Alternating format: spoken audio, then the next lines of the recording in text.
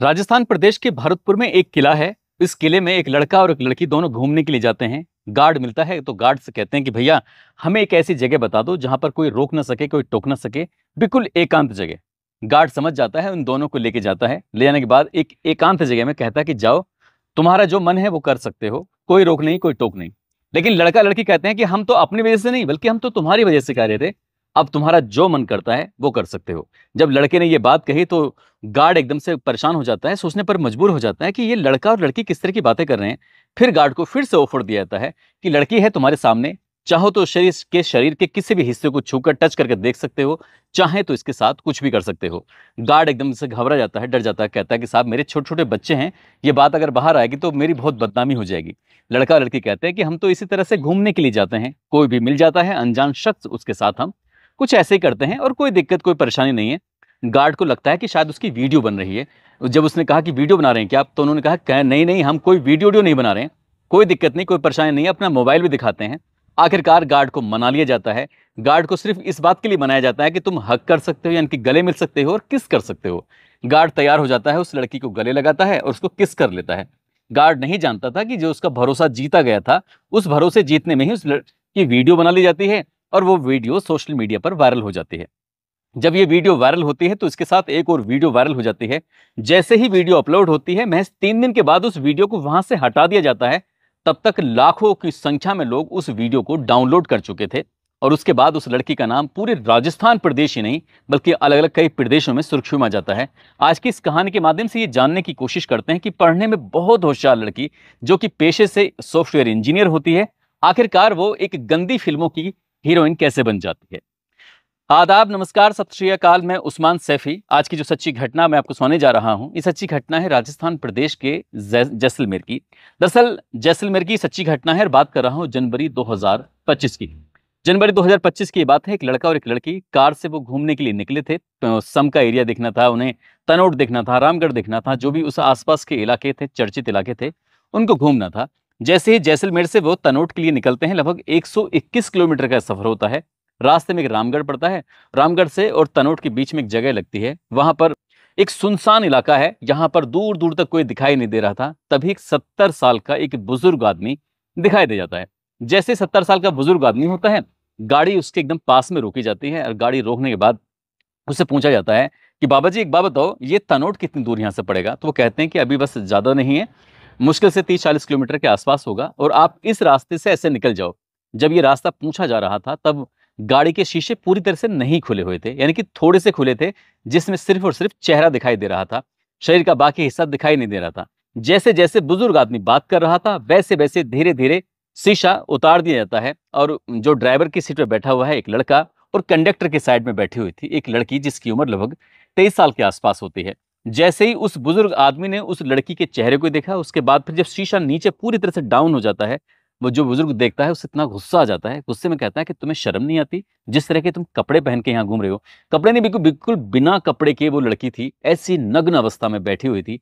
और जैसी नग्न अवस्था में उस लड़की को देखा उस बुजुर्ग आदमी ने, तो डांटना शुरू कर दिया, उस लड़के को भी और लड़की को भी। और यही कहा कि तुम लोग यहाँ बाहर घूमने के लिए आए हो, इसके बावजूद भी ऐसी हरकतें कर रहे हो, क्या तुम्हारे माँ बाप को ये बातें पता चलेंगी तो क्या उन्हें अच्छा लगेगा। इस तरह की बातें उस बुजुर्ग ने ये समझाने की कोशिश की। शायद उसकी पोती की उम्र की वो लड़की रही होगी। लड़की ने कहा कि कोई दिक्कत नहीं है अंकल जी, कोई परेशानी नहीं है, एक बात बताइए, आपको कुछ करना है तो आप कर सकते हो, आप एक काम करो, आप देख लो, टच करके देख लो, छू कर देख लो। जब लड़की ने ये बात बोली तो वो बुजुर्ग आदमी घबरा जाता है, सोचकर कि आखिरकार ये कैसी बातें कर रही है। नग्न अवस्था में वो लड़की बैठी हुई थी। जो ड्राइवर की सीट पर जो उसका दोस्त बैठा होता लड़का, उस लड़के ने कहा कि अरे अंकल जी कोई दिक्कत नहीं है, परेशानी नहीं है, ये लड़की नग्न अवस्था में बैठी हुई है, तुम जो चाहें इसके साथ कर सकते हो, उसे छू सकते हो, उसे किस कर सकते हो, कोई एतराज नहीं, कोई दिक्कत नहीं है।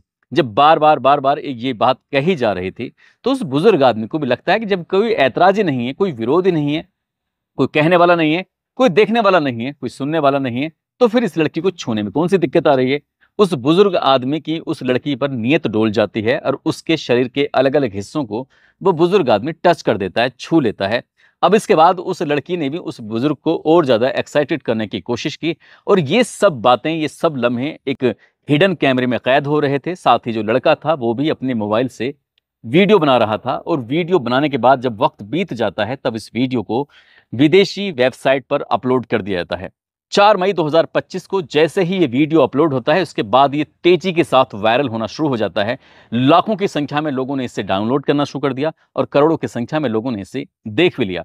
देखते देखते ये वीडियो ठीक वहीं पहुंच जाता है जहां बना था, यानी कि तनोट के उस इलाके में पहुंच जाता है जिस इलाके का ये रहने वाला बुजुर्ग आदमी होता है। उसके बताया जाता है कि उसके परिवार के किसी सदस्य ने उस वीडियो को देखा, क्योंकि लड़की का चेहरा तो विलर हो रहा था और लड़की का चेहरा साफ दिखाई नहीं दे रहा था, लेकिन बाकी शरीर का हिस्सा कोई भी देख सकता था। और जो जो बुजुर्ग आदमी है, उस बुजुर्ग आदमी का चेहरा वगैरह सब दिखाई दे रहा था, कि उसका पहनावा, यानी कि देखकर कोई भी उसको पहचान सकता था कि आखिरकार ये कौन है, कहाँ का रहने वाला है। जैसे ही उसके परिवार वालों को ये सूचना मिलती है, परिवार वालों के होश फाख्ता हो जाते हैं, वो सोचने पर मजबूर हो जाते हैं। वो अपने पिता से पूछते हैं कि तुमने ये सब क्या किया। अब उस बुजुर्ग आदमी के पानी पानी हो जाता है। वो कहता है कि मेरी तो ये बुढ़ापे में कितनी बड़ी बेकदरी की है उस लड़की ने और उस लड़के ने।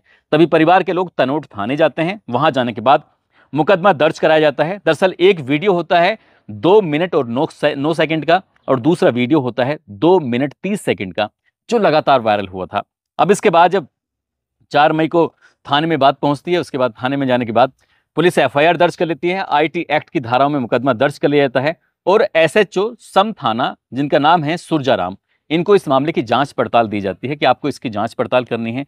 जो भी साइंटिफिक तरीके होते हैं, किसी भी वीडियो को जहां से अपलोड की गई है उसका आईपी एड्रेस क्या है, किस मोबाइल से की है, किसने की है। अब उन्होंने एक तरीके से जो टेक्नोलॉजी थी उसका सहारा लिया और सहारा लेने के बाद आखिरकार उस लड़की और उस लड़के तक पहुंच जाते हैं। दरअसल लड़का और लड़की फिलहाल मिल जाते हैं उत्तर प्रदेश के नोएडा शहर के अंदर, फ्लैट के अंदर थे। उनकी जो लोकेशन वगैरह थी वो नहीं जानते थे कि हम पकड़े जाएंगे, लेकिन वो इस बात से बेहद खुश थे कि जिस काम के लिए उन्होंने वीडियो बनाया था लाखों लोग देखें और उससे बहुत सारे मोटे पैसे आए। ठीक वैसे ही होता है, इनकम तो हो जाती है, लेकिन पुलिस जब दरवाज़ा खोलती है, लड़का और लड़की बाहर निकल के आते हैं। पुलिस ने उन्हें गिरफ्तार किया, इनकी हिरासत में लिया और हिरासत में लेने के बाद सीधा राजस्थान के जैसलमेर में लेके जाते हैं और ले जाने के बाद उनसे बातचीत करते हैं। एक तरफ तो इस बुजुर्ग आदमी की वीडियो वायरल हो रही थी, दूसरी तरफ भरतपुर के एक किले में ये इस तरह से लड़का लड़की दोनों जाते हैं और जाने के बाद उस गार्ड को ये ऑफर देते हैं और ये ऑफर देने के बाद कहते हैं कि तुम चाहो तो कुछ भी कर सकते हो। गार्ड भी मान जाता है, तैयार हो जाता है, लेकिन यहाँ उन्होंने थोड़ी ये गनीमत रखी कि गार्ड के उस चेहरे को ब्लर कर देते हैं। उसका चेहरा दिख नहीं रहा था, लेकिन बुजुर्ग के साथ वो ऐसा नहीं करते, बुजुर्ग का चेहरा दिखाई दे रहा था और उस गार्ड की वीडियो भी अपलोड कर देते हैं। और जैसे वीडियो अपलोड होता है तो ये दूसरी वीडियो थी। अब एक और वीडियो थी, एक और वीडियो वो तेजी के साथ वायरल होने लगती है। दरअसल ये भी वीडियो राजस्थान के दौसा की थी। यही लड़का और लड़का लड़की होते हैं और जैसे ये लड़की जैसलमेर के उस 70 साल के बुजुर्ग आदमी से बातचीत कर रहे थे, रास्ता पूछ रहे थे। रास्ता पूछने के दौरान कपड़े बिल्कुल थे नहीं, तो वैसे ही एक दौसा में एक जगह लगती है, वहां पर गन्ने का जूस बेचने वाले से पूछा जाता है रास्ता कि भाई मुझे हमें दौसा जाना है, क्या हमें रास्ता बता सकते हो। तो वो गन्ने के जूस वाला बिल्कुल पास में आता है और जैसे पास में आने के बाद लड़की को देखता है तो वो नग्न अवस्था में थी। उससे कहा जाता है वही ऑफर कि छू कर देख लो, टच करके देख लो, जो तुम्हारा मन करे वो करके देख लो। दरअसल ये ऐसे ऐसी ही बातें करते हैं और ये हिडन कैमरा और मोबाइल से जो जगह जगह वीडियो बन रही थी गाड़ी के अंदर ही, वो कोई समझ नहीं पाता। जो इनके ट्रैप में फंस जाता है उसका वीडियो बनाकर अपलोड कर देते हैं। इस तरह से इन्होंने 20 वीडियो बनाए थे और 20 के 20 वीडियो को एडिट करने के बाद 3 को तो अपलोड कर दिया था, जिसने तहलका मचा दिया बिल्कुल पूरी तरह से। लाखों की संख्या में लोगों ने देखा, वीडियो को डाउनलोड कर लिया। फिर पुलिस को यह आदेश जारी करना पड़ा कि इस मामले में अगर किसी ने भी वीडियो देखते हुए पाया गया या फिर अपलोड की, डाउनलोड की, तो फिर उसके खिलाफ भी कार्रवाई की जाएगी। तब जाकर मामला शांत होता है। लेकिन लड़का लड़की जब गिरफ्तार किए जाते हैं तो उनकी कहानी सामने आती है। दरअसल लड़की होती है उत्तर प्रदेश के ललितपुर शहर के रहने वाली, साथ ही जो लड़का होता है वो बिहार के वैशाली का रहने वाला होता है। लड़का और लड़की दोनों ही बिजनेस फैमिली से ताल्लुक रखते हैं।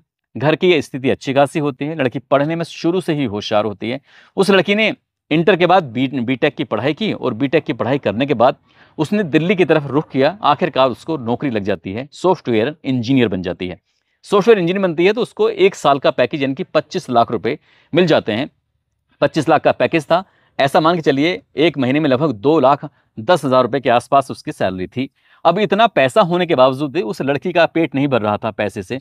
अब वो अकेली रहती थी। कुछ दिन के बाद उसकी दोस्ती हो जाती है वैशाली के रहने वाले लड़के का नाम सोनू कुमार होता है और लड़की का नाम रचना होता है। जब सोनू की रचना से दोस्ती हो जाती है तो दोनों फैसला लेते हैं कि क्यों ना हम दोनों साथ साथ रहना शुरू कर देते हैं, पैसे बचेंगे। अब पैसे बचाने के लिए दोनों साथ रहना शुरू कर देते हैं। ठीक वैसा रहने लगते हैं जैसे कि पति पत्नी रहते हैं, मियाँ बीवी की तरह।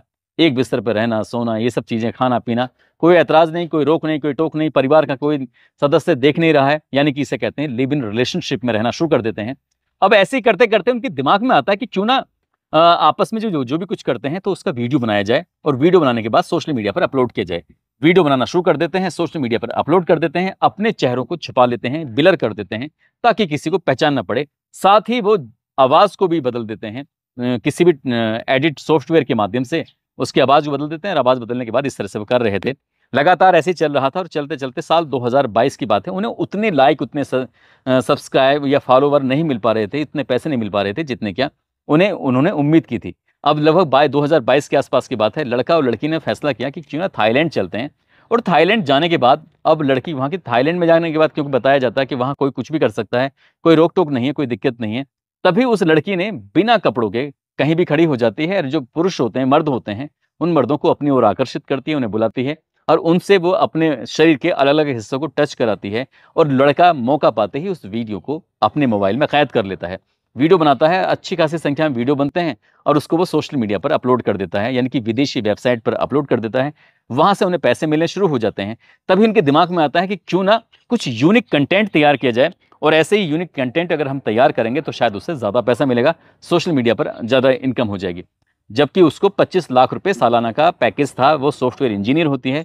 लड़के को भी अच्छी खासी सैलरी मिल रही थी, लेकिन उन्हें अपनी सैलरी, अपनी पढ़ाई-लिखाई सबको कर दिया दरकिनार और एक गंदे काम में उतर जाते हैं और इसी तरह से लोगों को टारगेट बनाते हुए उनका वीडियो बनाते हैं और सोशल मीडिया पर अपलोड कर देते हैं।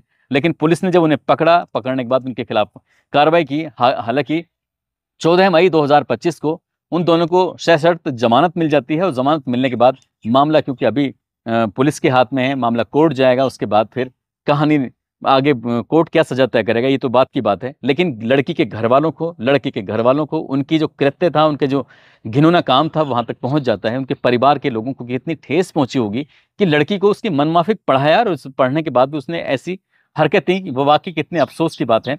हालाँकि पुलिस प्रशासन अभी इस मामले में कुछ कहने की स्थिति में नहीं है, लेकिन पुलिस ने ये ज़रूर कहा है कि इस तरह की वीडियो अगर आती हैं तो उनको वहाँ से हटा दिया जाए, उन्हें इस तरह से डाउनलोड ना किया जाए। किसी की भी रुसवाई करना बिल्कुल गलत बात है। यदि इस तरह से कोई कानून का उल्लंघन करता पाया जाता है तो उसके खिलाफ कार्रवाई की जाएगी।